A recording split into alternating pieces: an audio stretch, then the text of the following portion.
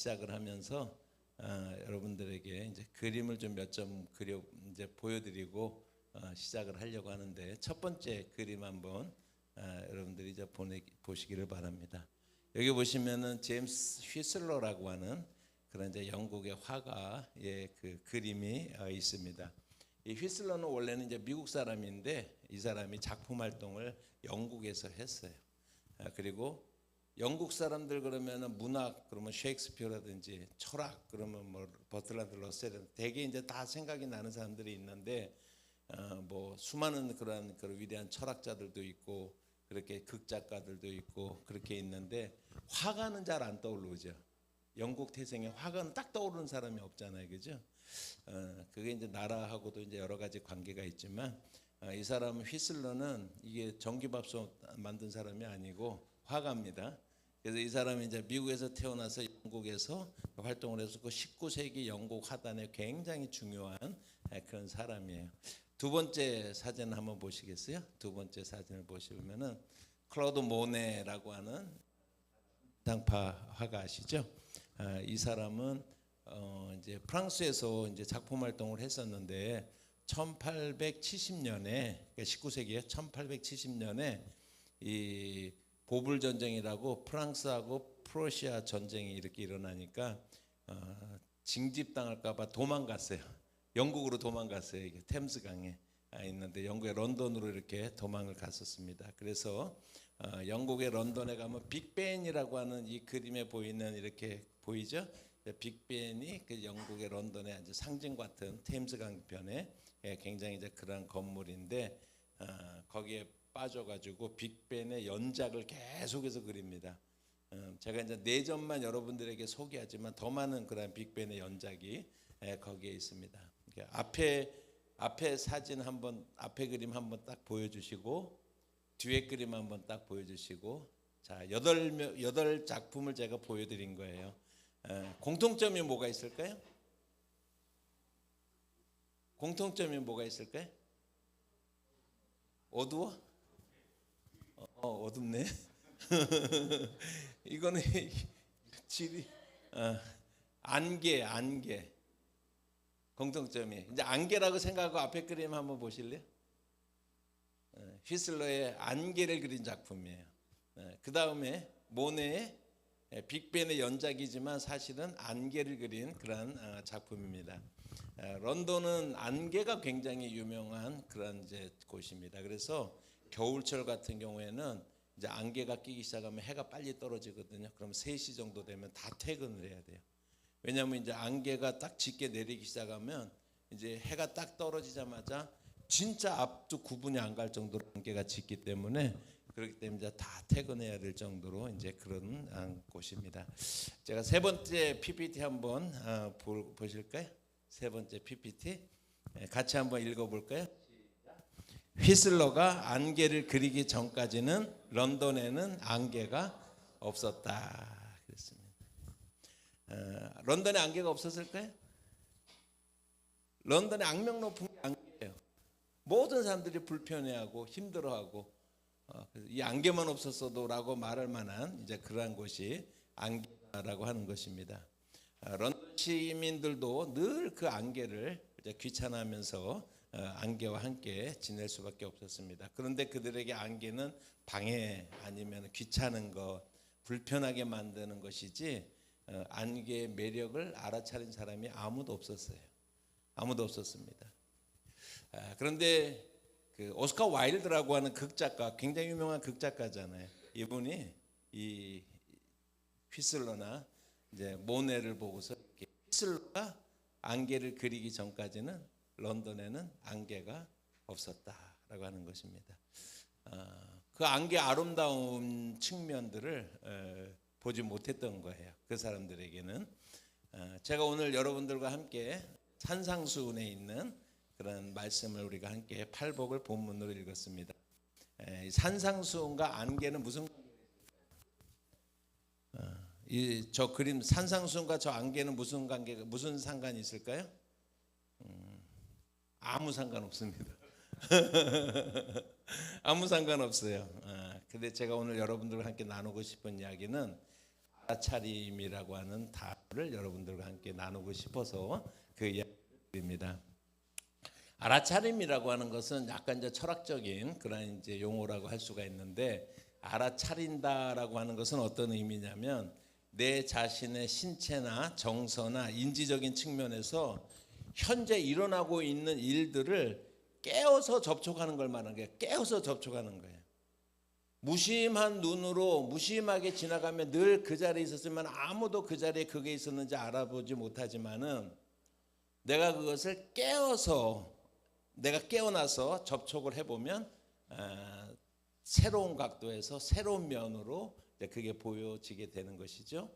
휘슬러는 아무도 보지 못했었던 그 안개의 아름다움을 깨어서 발견한 거예요.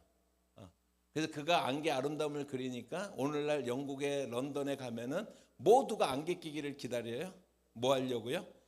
빅벤 앞에서 사진 찍으려고. 그래서 안개라고 하는 것은 또 다른 차원에서 영국 사람들에게, 또 영국을 방문하는 모든 사람들에게 다가오는 이제 그런 하나의 그 문화적 현상을 일으키는 이제 그런 것이 됐습니다. 그런 것을 우리는 뭐라고 해요? 깨어서 지각한다라고 하는 거예요. 오늘 우리 그리스도인들에게 필요한 것이 뭐냐면 그것이 알아차림에 관한 얘기입니다. 알아차린다라고 하는 것은 단순히 어떤 시각적 행위나 그것으로 멈추지 않는다라고 하는 것입니다. 런던의 안개처럼 늘 우리 옆에 있지만 옆에 사람의 가치를 우리가 알아차리는 것이 필요하죠. 어때요? 옆에 있는 분이 귀찮아요? 오늘 또 보이네. 매일 보고 살아야 되네. 이런 게 귀찮습니까? 그렇지 않죠? 우리는 우리의 그 얼굴을 다 압니다. 여러분 아침에 올 때 거울 안 보고 오신 분, 세면대 앞에 거울은 다 있죠, 그죠? 그래서 자기 얼굴 한 번씩 다 보고 오셨죠, 그죠?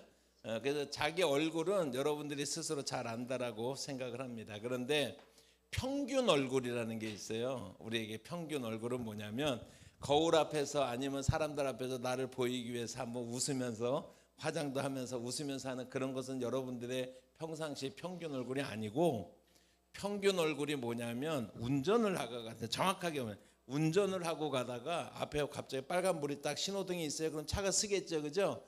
차가 섰을 때 아무런 생각이 없었는데 백미러를 딱 볼 때 내 얼굴 있죠. 화들짝 놀라잖아요, 그죠? 그게 여러분들의 얼굴이에요.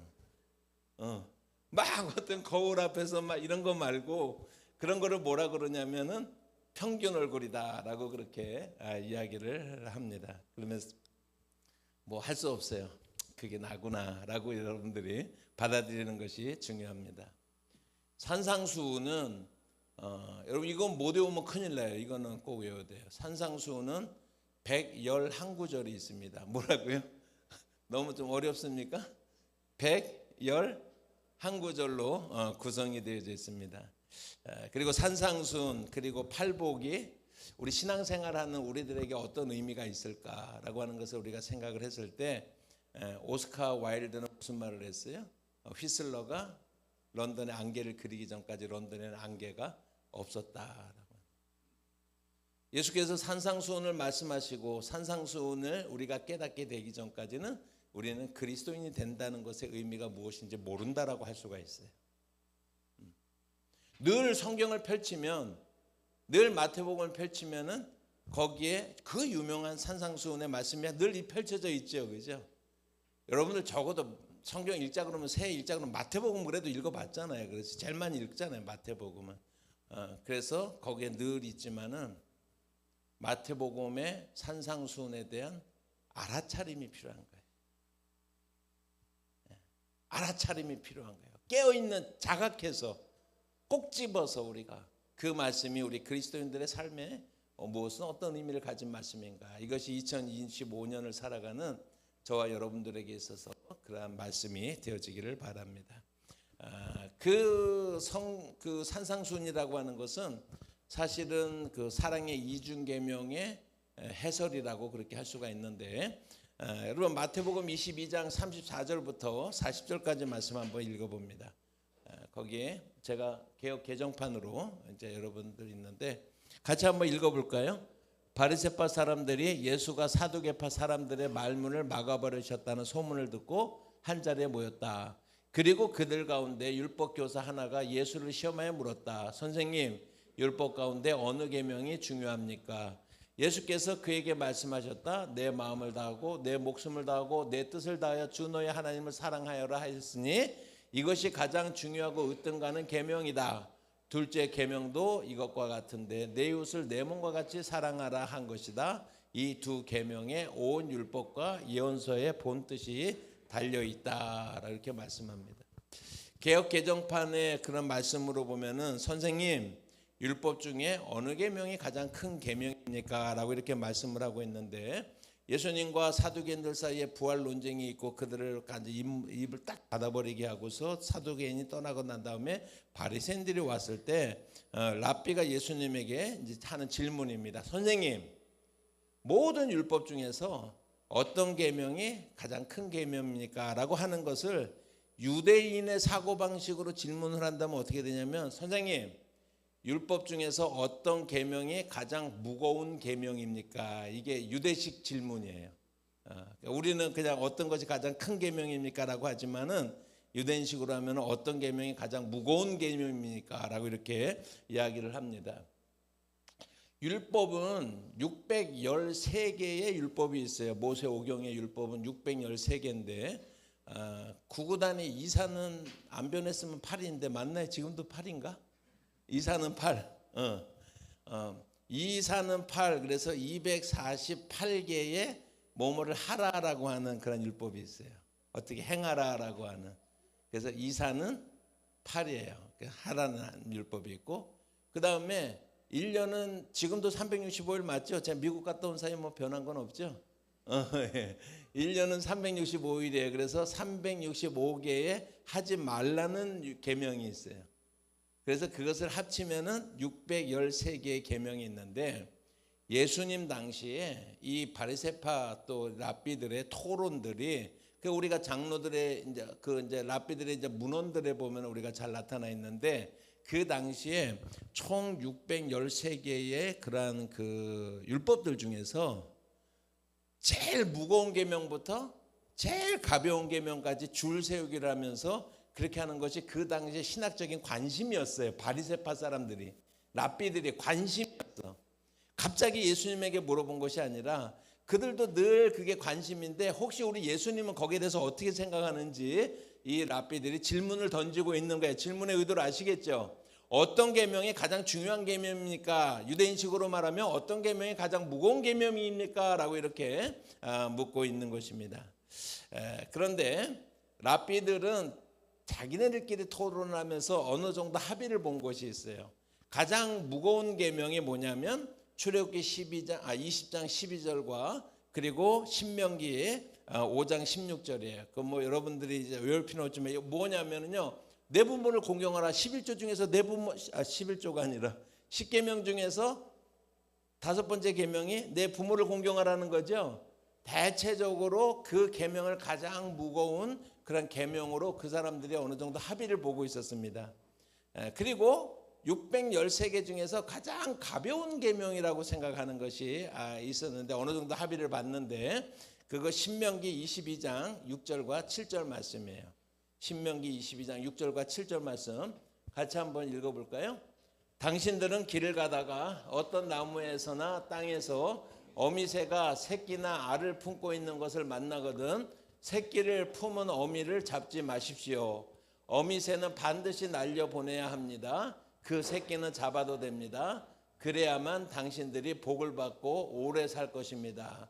여러분들이 복 받고 오래 살려면 뭘 해야 돼요? 어미새를 잡아야 돼. 왜냐면 놔주기 위해서. 이런 성경 구절이 있다라는 거 한 번도 생각 못 해보셨죠, 그죠? 이것도 율법에 있는 그런 말씀이에요. 그래서 이 계명을 가장 가벼운 계명으로 후보로 그들이 그렇게 생각을 하고 있습니다. 그런 배경 속에서 지금 랍비들이 예수님에게 예수님은 어떤 계명이 가장 중요한 계명이라고 무거운 계명이라고 생각합니까? 라고 물었을 때 그때에 마태복음 22장 37절 이하의 이 말씀을 여러분 한번 따라 봅시다. 사랑의 이중계명이라고 해요. 다시 한번요. 사랑의 이중계명.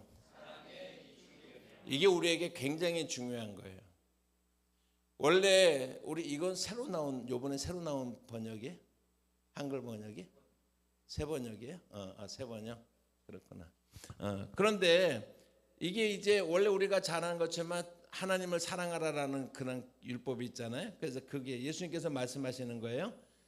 내 마음을 다하고 뜻을 다하고 힘을 다하고 목숨을 다하여 주 너의 하나님을 뭐라고요? 사랑하라. 이게 크고 첫째 되는 계명이요. 첫째는 이것이니 그런데 이것이 1등, 2등을 말하는 것이 아니라 병렬적인 표현이에요, 이게. 그래서 첫째는 하나님 사랑하라. 이것이 제일 무거운 계명이고, 그리고 또 다른 계명, 예수님께서 하나 더 말씀하신 건 뭐예요? 내 이웃을 내 몸과 같이 사랑하라. 이것이 이제 율법과 선지자의 강령이라는 말은 뭐냐면, 이거 쉽게 말하는 거예요.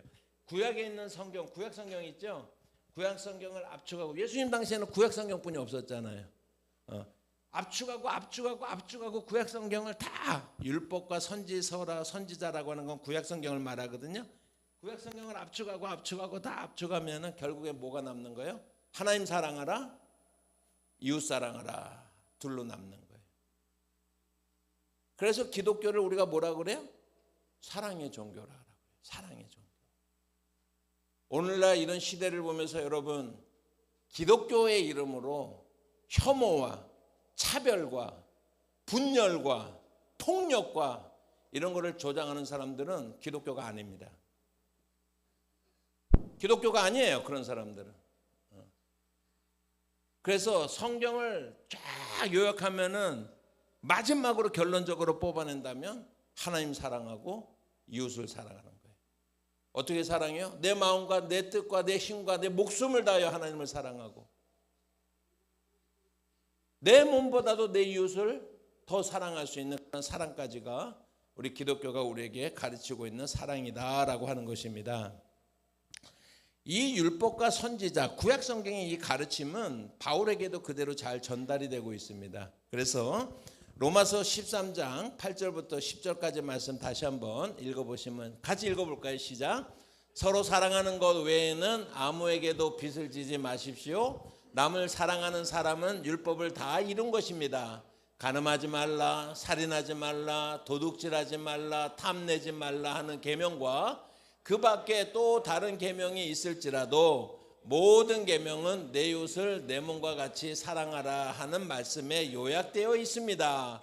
사랑은 이웃에게 해를 입히지 않습니다. 그러므로 사랑은 율법의 완성입니다. 라고 이렇게 말씀하고 있습니다. 질문은 뭐냐면, 사랑하라는 말이 있다는 건 알겠는데 그러면 그 내용이 무엇인가 얘기를 했을 때 산상수훈을 우리가 떠올라야 되는 것입니다. 여러분, 사랑의 이중계명을 실천하는, 사랑의 이중계명은 뭐라고요? 이중계명은 하나님 사랑하라, 내 이웃을 사랑하라가 우리 기독교의 핵심적인 예수의 그런 직접적인 가르침입니다. 그런데 그 사랑의 이중계명을 따라서 산다는 것이 무엇인가를 얘기를 했을 때 우리는 산상수훈을 떠올리지 않을 수가 없다라고 하는 것을 말씀을 드려요. 이 산상수훈은 우리 역사 속에서 수많은 사람들의 삶을 변화시켰습니다. 그 중에서 마하트마 간디라고 하는 사람 아시죠? 그죠? 우리 어린아이들이 있었고 어른들이야 뭐 다 아시겠지만은 인도에 마하트마 간디라고 하는 그런 사람이 있었는데, 이 사람은 영국에서 변호사 공부를 했어요. 영국에서 식민지 시절에 종주국이었던 영국에 가서 변호사 공부를 했는데 거기서 처음으로 성경을 접하고 예수님에 대해서 이야기를 들었어요. 그래서 저 사람의 자서전에 의하면은, 나는 하숙집 주인, 여주인, 하숙집 아주머니의 만 아니었으면은 거의 예수를 믿을 뻔했다 그랬어요. 그게 무슨 얘기예요? 기독교의 매력에 푹 빠졌는데 누구 때문에? 이 하숙집 주인 아줌마 때문에. 그래서 이 간디라고 하는 분은 기독교에 대해서, 그 중에서 특별히 산상수훈에 푹 빠졌던 그의 그 간디의 비폭력적인 그런 방법은, 그건 바로 산상수훈의 원리를 따라서 그것이 나타난 것이다라고 하는 것을 우리가 알아야 돼요. 그래서 예수 그리스도의 가르침, 간디가 말한 거예요. 예수 그리스도의 가르침은 산상수훈 속에 티 없고 완전하게 쏙 들어가 버린다라고 그렇게 이야기를 했습니다. 그리고 이런 얘기를 했습니다. 만약에 모든 그리스도인들이 산상수훈에 말씀하신 것처럼 살아낸다면 우리 모든 인도 사람들은 종교를 기독교로 바꿔야 된다라고 얘기를 했어요. 실제로 그리스도인들이 그렇게 살아내지 못했기 때문에 문제가 되긴 했지만은 간디는 그 가치를 알아봤던 사람입니다. 여러분, 법정 스님 아시죠? 무소유를 실천했었던 법정 스님. 그분이 이제 이거 목사님이 스님 얘기를 하네. 뭐 좀 하면 안 됩니까? 뭐 하도 돼요. 근데 이분이 이제 무소유의 삶을 실천했는데 법정 스님이 가장 사랑한 것이 뭐냐면 산상수훈이었어요. 불경이 아니라. 그래서 그의 서재 항상 손 옆에 이렇게 항상 꼽혀 있는 책이 성경책이었고 특별히 산상수훈이에요. 법정의 무소유는 불교적인 정신이라기보다는 산상수훈의 정신을 실천한 것이었습니다. 그래서 제가 이제 많은 믿는 사람들이 이 산상수훈이 어떤 그 삶 속에 변화를 많이 가지고 왔었지만은 그 중에서도 이렇게 산상수훈, 그러니까 기독교인이 아닌 사람들도 이 산상수훈이 인하여서 많은 변화가 일어나고 또 세상을 움직이는 그런 위인이 됐었던 그런 사람이 있습니다. 사람들이 있습니다. C.S. 루이스라고 하는 사람 여러분 아세요? C.S. 루이스. 이 사람은 목사님은 아니에요. C.S. 루이스는. 그런데 20세기에 그 기독교 역사상 가장 유명한 변증가, 기독교를 잘 변호하는 사람 중에 한 사람으로 유명한 그런 사람이거든요. 그래서 C.S. 루이스 책 그래도 여러분들이 다 읽지는 않아도 책꽂이 한 권쯤은 있어야 돼. 집에 가면은 뭐 꼭 읽을 필요는 없지만 그래도 책꽂이 한 권씩은 있어야 되는데, 이분이 했었던 거 제가 1978년도에 몇 년도예요? 1978년도에 어떤 분이 이 말씀을 해줘갖고 제가 지금까지 마음속에 잘 담고 있는 그러한 저 개인적으로 참 귀하게 생각하는 이야기가 있는데, C.S. 루이스가 무슨 얘기를 했냐면 고통은 하나님의 음성을 듣는 확성기다라고 그렇게 얘기를 했어요. 하나님은 평상시에는 우리에게 소근소근 말씀하시지만 자기 백성이 고통 가운데 있을 때 하나님은 큰 소리로 말씀하시는 거예요. 고통은 하나님의 음성을 듣는 확성기로 말씀하시는 거예요. 여러분들도 마찬가지지만 모든 인생은, 저를 포함해서 모든 인생은 업앤다운이 있고 그 얘기는 고통의 순간들도 있었다라고 하는 거예요. 비가 오면 그 비를 크리스찬들은 안 맞는 게 아니라 크리스찬들도 맞아요. 어려움이 있었고 고통의 순간이 있었지만은 그때마다 C.S. 루이스가 말한 이 말처럼 그 고통의 순간에 그의 말을 들으면서 하나님의 음성을 들으려고 했었던 제 지난날의 그런 신앙의 모습들이 이제 많이 생각이 납니다. 그런데 이 C.S. 루이스가 비난받은 포인트가 있어요. 어떤 면에서 비난을 받았냐면은 이 C.S. 루이스는 산상수훈을 잘 안 좋아했어요. 별로요. 그래서 감히 어떻게 산상수훈을 안 좋아할 수가 있느냐라고 하는 비난을 주변 사람들이 했을 때 이렇게 이야기를 했습니다. C.S. 루이스가 한 말이에요. 산상수훈을 좋아한다는 말이 단지 산상수훈의 내용을 애호하거나 즐긴다는 것을 의미한다면 나는 그 누구도 그것을 좋아하지 않을 것이라고 생각을 합니다. 세상에 누가 그 구절을 읽을 때마다 망치로 얼굴을 팍 치는 것과 같은 그 말씀을, 그런 기분을 주는 그 책을 좋아한다라고 말할 수가 있겠습니까? 라고 이렇게 이야기를 했습니다. 그리고 C.S. 루이스는 이렇게 결론을 내렸습니다. 나는 산상수훈을 아무렇지도 않은 듯이 즐겁게 읽을 수 있는 사람들보다 더 영적으로 죽어있는 사람은 없다고 생각합니다. 그저 산상수훈을 평범한 그러한 그 마음으로 평온하게 읽을 수 있는 사람이라고 한다면 그 영혼이 죽어있는 사람과 같다. 그것이 산상수훈의 내용이다라고 할 수가 있습니다. 여러분, 산상수훈 중에서도 그 팔복에 있는 그런 말씀, 오늘 읽은 팔복에 있는 말씀은 한마디로 말하면 산상수훈도 그렇고 팔복은 뭐냐면 한마디로 표현하면 가치의 전도가 일어나는 거예요. 세상에서 살아가던 가치의 방법에 전도가 일어나게 돼 있어요. 다른 방법으로 살 것을 우리에게 이야기하고 있어요. 주님을 믿고 주님을 따른다라고 하는 것은 우리가 다른 방법으로 살겠습니다라고 날마다 결심하는 것이다 라고 하는 것을 우리가 잊어서는 안 된다라고 하는 것입니다. 오늘 제목이 뭐예요? 오복에서 팔복으로 해요. 예수님은 팔복을 말씀하시는데 우리는 여전히 뭘 얘기하고 있어요? 오복만 얘기하고 있어요. 산상수훈의 이 팔복의 이야기는 우리에게 그리스도인으로서 참된 복됨이 무엇인지를 설명하고 있는데 우리는 여전히 오복을 얘기하고 있어요. 오복이 뭐죠? 오복이 뭐죠? 첫 번째로 오래 사는 거예요. 오래. 두 번째로 뭐예요? 부자 되는 거예요. 부자. 세 번째로 뭐예요? 아프지 않는 거예요. 네 번째로 뭐냐면 내가 덕을 좀 누리면서 사람들에게 그렇게 살았으면 좋겠다. 다섯 번째는 뭐냐면 죽음의 복. 그냥 숨 한 세 번 쉬다가 그냥 죽었으면 좋겠다. 이렇게 하는 게 이제 오복의 죽음의 복. 어떤 사람들은 이빨이 뭐 오복에 들어간다는 얘기하는데 그건 루머입니다. 이제 루머예요. 그리고 요즘은 다 치과가 발달해서 뭐 치과 안 건강해도 돼요. 다 거기서 임플란트도 하고 요즘은 그러니까 어쨌든 이제 오복인데 제가 말씀드리고 있는 것은 심지어는 교회 다니는 왜 교회 다녀요?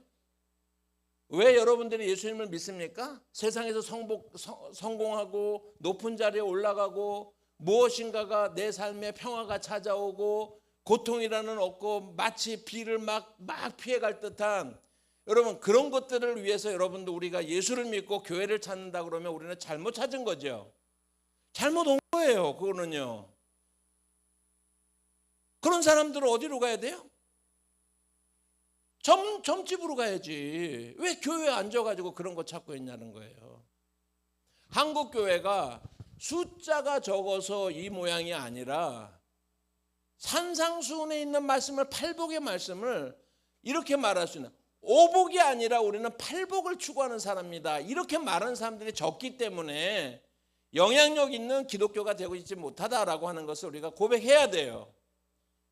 우리 움직이는 교회가 다른 교회가 되고 싶어 한다면 우리 움직이는 교회가 그래도 세상의 다른 교회들과는 좀 다른 모습을 하고 싶다 그런다면 여러분 이 순간에 우리가 하나님 우리는 오복을 추구하는 사람들이 아니라 주님이 말씀하신 팔복을 추구하는 사람들입니다 라고 하는 고백이 있어져야 할 줄로 믿습니다. 아멘요. 거의 두 사람 반쯤 제가 들은 것 같아요. 두 사람 반. 예. 예. 산상수훈이 팔복으로 시작하잖아요. 그죠? 그것은 근데 우리가 오늘 읽은 팔복의 말씀은요. 이런 게 아니에요. 너희가 이렇게 하면 복되도다라고 하는 게 아니에요. 굉장히 중요한 얘기예요. 산상수훈이 뭐예요? 산상수훈에 팔복이 있죠. 그죠? 제가 팔복 얘기를 했죠. 팔복이 심애온의 긍청화의예요. 심령이 가난한 자, 애통하는 자, 온유한 자, 의에 줄이고 목마른 자, 긍휼히 여기는 자, 마음이 청결한 자, 화평케 하는 자, 의를 위해서 핍박받는 자, 이런 사람들이 복되도다. 그러니까 이렇게 읽으면 안 돼요. 마음이 청결한 자가 청결하게 되면 그러면 그 사람이 복이 있다. 왜냐하면 그가 하나님을 볼 것이기 때문이다 라고 읽으면 안 된다라고 하는 것을 말씀드립니다. 이 산상수훈이 주어진 배경을 우리가 이해해야 되는데 마태복음 5장 1절과 2절의 말씀을 한번 볼까요? 마태복음 5장 1절과 2절을 같이 한번 읽어보십니다. 예수께서 무리를 보시고 산에 올라가 앉으시니 제자들이 그에게 나와왔다. 예수께서 입을 열어서 그들을 가르치셨다. 아니 가르치려면 입을 열어야지. 뭐 저런 것까지 성경에 담고 있죠. 복화술하나? 뭐 들려요? 저 복화술 못하거든. 아니 말하려면 입을 벌려야 되죠. 왜 저런 것까지 담겨 있느냐라고 하는데 산상수훈 전체 특별히 팔복을 얘기하려면 이 구절이 그 말씀들의 권위를 세워주는 구절이에요. 이 구절이 엄청나게 중요한 거예요. 이 구절 때문에 산상수훈의 내용이 엄청나게 중요해지는데 자 그걸 생각하고서 다시 한번 읽어보세요. 어느 구절 때문에 중요할까요? 그래서 신학적 읽기라는 게 필요해요. 신학적 읽기라는 게 필요해요. 자, 마태복음은 특별히 복음을 전하는데 이 사람들이 이방 사람들에게 복음을 전하고 싶어도 하지만 이 책을 읽은 유대인들이 예수님을 믿었으면 좋겠어. 이 사람들은요. 그래서 마태복음을 보면 유대인들 그러면은 유대교를 믿었잖아요. 유대교에서 가장 위대한 사람이 누굴 거예요? 모세예요. 모세 오경의 말씀을 시내산에서 하나님께서 말씀 주신 것을 받았잖아요. 그죠? 그래서 모세 오경이 가장 중요하고 모세가 그 말씀을 가져다 준 사람으로서 가장 중요한데 유대인들의 에스라라고 하는 학자가 이 사람이 모세에게 대해서 설명한 것에 의하면 이건 성경에 있는 것은 아닙니다. 근데 있는 것도 있고 없는 것도 있는데 잘 보세요. 모세가 율법을 받기 위해서 시내산에 올라갔죠. 그죠? 그런데 성경에는 없는데 에스라가 가르쳤어요. 모세가 40일 동안 앉아서 하나님의 말씀을 받는 거예요. 앉아서 하나님의 말씀을 받은 거예요. 그리고 모세가 하나님의 말씀을 받아갖고 우리에게 전달해 줬죠. 그죠? 이게 구약을 형상하는 그런 모든 유대인들에게 율법을 가져다 준 모세의 행적이라고 할 수가 있어요. 그런데 이 구절은 그냥 예수님이 산에 올라가서 뭐 이런 얘기가 아니라 모세하고 예수님을 비교하는 장면이에요. 이 장면이. 그래서 모세가 저를 이제 보세요. 모세가 시내산에 율법을 받기 시내산에 올라갔죠. 그죠? 제자들이 예수님께 나아가는 것을 보고 예수께서 산에 올라가셨다. 모세를 의식하는 거예요. 지금요. 그래서 모세가 올라간 것처럼 예수님도 산에 올라가셔서 모세가 앉았다고 그랬죠. 그런 것처럼 예수님도 앉아서 중요한 차이가 뭐냐면 모세는 피조물 인간이기 때문에 하나님이 주시는 말씀을 받아서 전달하는 사람이에요. 그러나 예수님은 누구예요? 하나님이셔. 그렇기 때문에 모세처럼 산에 올라가서 앉아서 하나님이신 예수님은 하나님으로부터 받아서 전하는 사람이 아니라 자기 입으로 뭐 하는 거예요? 말씀을 전하시는 분이야. 모세가 위대해요? 예수님이 위대해요? 예수님이 위대하다는 걸 이 구절에서 딱 드러내는 거예요. 모든 유대인들이 들었을 때 그 얘기를 하고 싶은 거예요. 그래서 산상수훈이나 마태복음을 보면 이런 구절이 많아요. 내가 모세에게 말하였거니와 라고 이렇게 말해요. 내가 너에게 다시 말하노니 너희는 이렇게 하라. 그 얘기는 뭐냐면 모세에게 율법을 주신 분이 누구예요? 예수님이 율법을 주셨어. 그때 하나님이셔. 그런데 모세의 율법을 받아서 그것을 잘 지키는 것이 아니라 하나님이 모세에게 말씀하신 의도를 왜곡시켜요. 그들이요. 오늘 우리가 성경을 왜곡시켜서 엉뚱한 기독교를 만드는 것처럼 그 당시의 유대인들이 예수님이 하나님께서 원래 이런 뜻으로 말씀을 주셨는데 왜곡시킨단 말이에요. 그러니까 예수님이 뭐라고 말씀하시는 거예요? 내가 그런 뜻으로 준 게 아니야. 모세에게 내가 그 이야기를 줄 때는 그런 뜻이 아니야. 내가 다시 한번 말해줄게. 이런 뜻이야 라고 얘기를 하는 것입니다. 살인하지 말라에 대해서 이야기했는데 너희들이 형제를 미워하고 막 그렇게 하면서 사는 거야. 내가 원래 모세에게 살인하지 말라는 율법을 주었던 것은 너희들이 형제들 사이에서 서로 사랑하고 그렇게 하라는 의미에서 준 건데 너희들이 그것을 엉뚱하게 지키고 있어 라고 교정할 수 있는 능력이 누구에게 있어요? 예수님은 하나님이시기 때문에 그렇게 말씀할 수 있어요. 그래서 마태복음 보면 그런 구절들이 계속 나오는 거예요. 이해하시겠습니까? 그러니까는 이 구절 자체가 모세보다도 위대한 하나님이신 자기의 입술을 열어서 하나님의 말씀을 선포할 수 있는 그 예수님께서 지금 말씀하시면서 팔복에 대해서 말씀하는 거예요. 아시겠어요? 당신의 뜻대로 말씀하실 수 있는 분이 당신의 권세를 가지고 나를 따르는 이 구절은 그냥 예수님에 대해서 선생님인가 뭐 좋은 혹시 이런 사람들이 아니라 제자들이 예수께 나오는 것을 보고 말씀하시는 거예요. 적어도 예수님을 따른다라고 하는 사람들에게 말씀하는 거예요. 예수님에 대해서 알아보려고 하는 사람들이 아니라 예수 그리스도의 공동체 안에 예수의 공동체에 포함됐다라고 하는 사람들에게 말씀하시는 거예요. 아시겠어요? 그렇게 말씀을 하시면서 지금 팔복에 있는 말씀을 하고 있다라고 하는 거예요. 그래서 다시 한번 말씀드리지만 교회에게 필요한 것은 오복이 아니라 팔복이 필요한 거예요. 그 원리가 필요한 거예요. 그 살아가겠다라고 하는 그런 결단이 필요한 사람들이 모여서, 고백한 사람들이 모여서 이루는 것이 이 땅에 참된 교회다라고 할 수가 있다라고 하는 것입니다. 여러분, 이 팔복이라고 하는 것이 저는 히브리어 헬라어도 잘 모르지만은 마카리오스라고 하는 그런 말 뜻이 무슨 뜻이냐면, 이 팔복이라는 말이 팔복이라는 게 마카리오스라고 하는 그런 단어가 무슨 뜻이냐면, 하나님으로 받은 호의, 사랑의 수혜자로서의 특권을 얘기를 하는 거예요. 이게 우리는 하나님의 호의를 입었죠, 그죠? 그래서 예수님을 믿게 됐죠. 그래서 오늘 여러분들의 예기를 드리죠. 그런 사람들에게 예수님께서 여러분들에게 특권을 주셨다고요. 뭘 주셨다고요? 특권을 주셨어. 그게 복이야. 근데 그 특권의 내용이 뭐냐면, 이 땅에서 우리에게 너희가 심령이 가난한 자, 이게 우리에게 특권이라고 하는 거예요.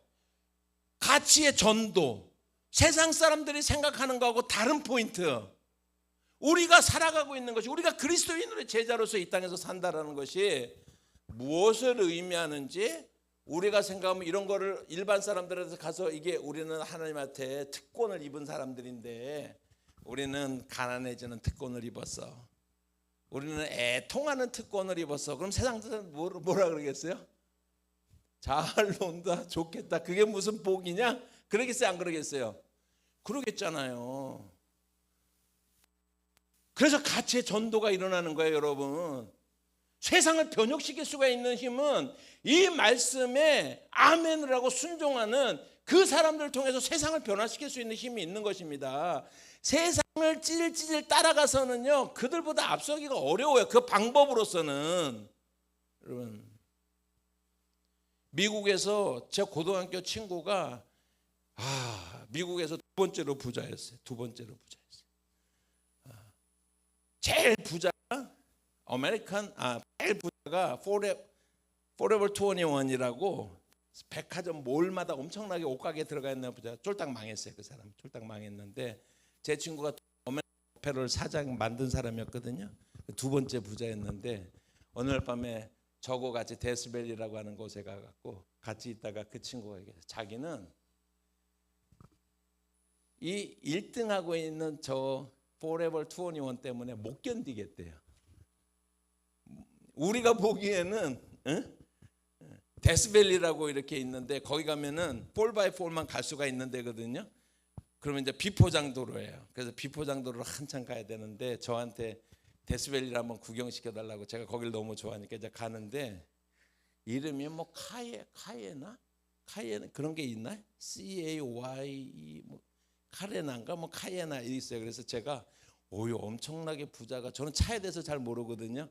제 차도 무슨 차인지 잘 몰라요. 그런데 그래가지고 제가 이렇게 부자가 겸손한 차 타네 그랬더니, BMW보다 높은 그 회사의 뭐 카이엔인가 뭐 그런 차래요. 그런 차라고 나중에 누가 가르쳐 주더라고요.